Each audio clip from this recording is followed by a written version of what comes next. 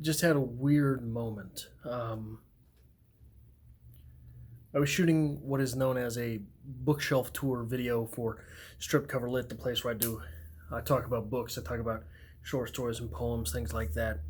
And I'm not a real big fan of the bookshelf tour type videos or book haul type videos or book on haul type videos.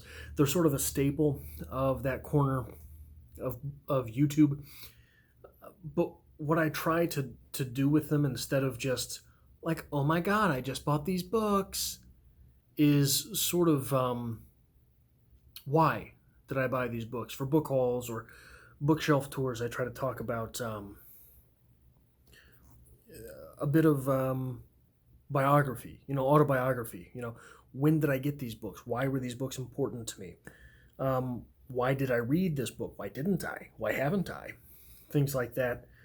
Who gave me this book? And the books I was going over today were philosophy. It was a philosophy book shelf tour.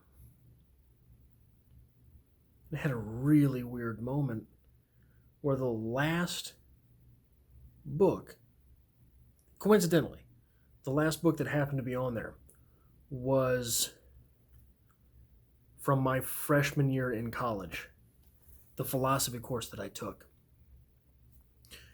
And I hadn't opened this book. I mean, that was 2005, 15 years, 2004, 2005, 15 years now.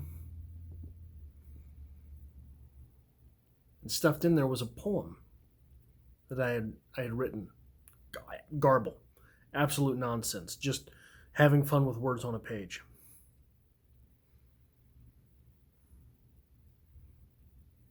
And I told a story about that class because I had it my first semester in college. It was community college. I was working overnights at that time. Uh, the job I was working right out of high school, I got promoted to management and then promoted to the overnight manager, right? Which means your life sucks now. Here's another dollar. I think it was like 40 cents at that time, something like that. Um, and I relate a story about,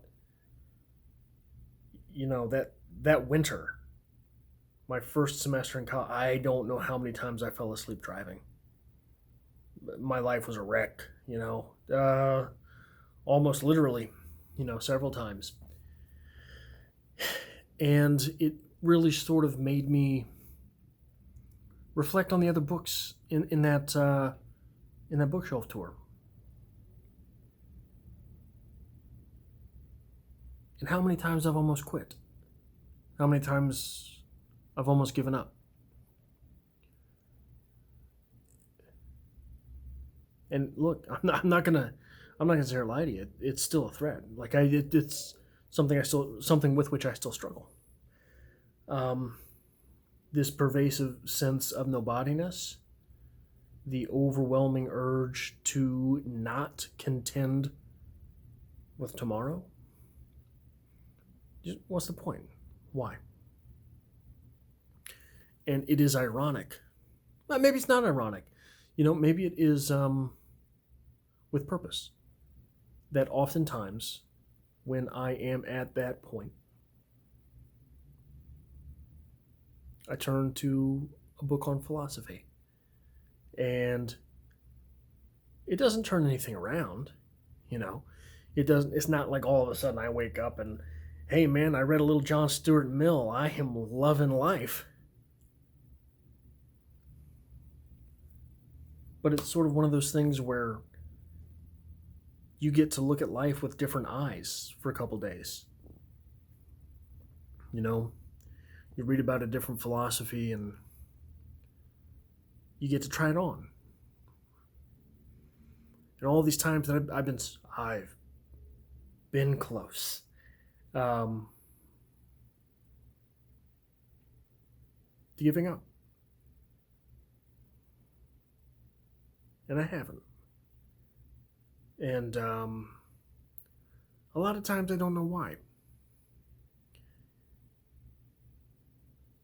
Why haven't I? Why didn't I? Why wouldn't I?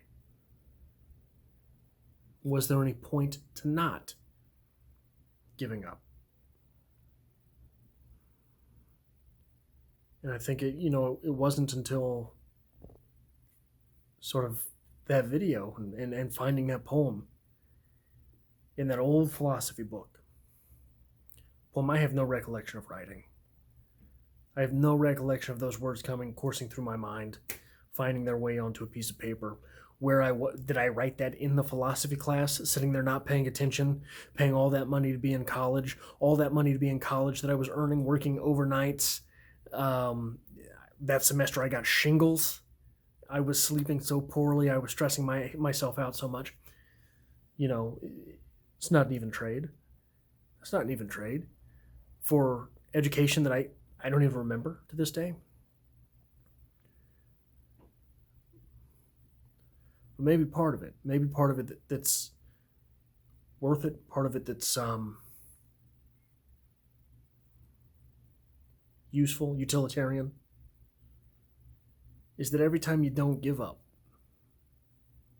it makes it a little more difficult for someone else to give up. Maybe that's nonsense. Maybe that doesn't mean anything. Maybe that's just bullshit. But I've often had this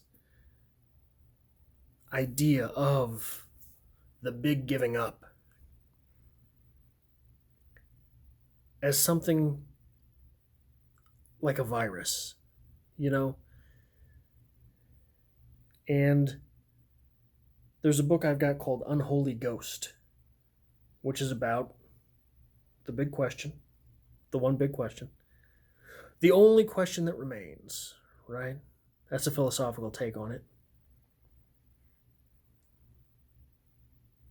And part of that book is about the prevalence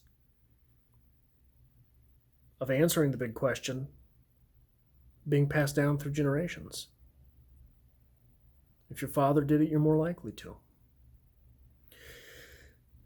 Is that a biological thing? Is there something in the genes that we don't yet understand? Is it conditioning? Is it to do with mental health? All of these things.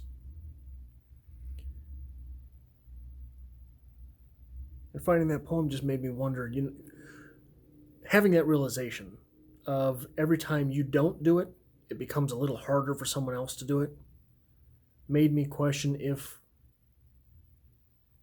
just knowing someone who does it just make it that much easier to do it? Someone answered that question.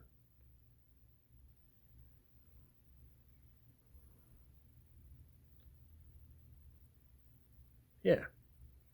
So I think that's where I'm at.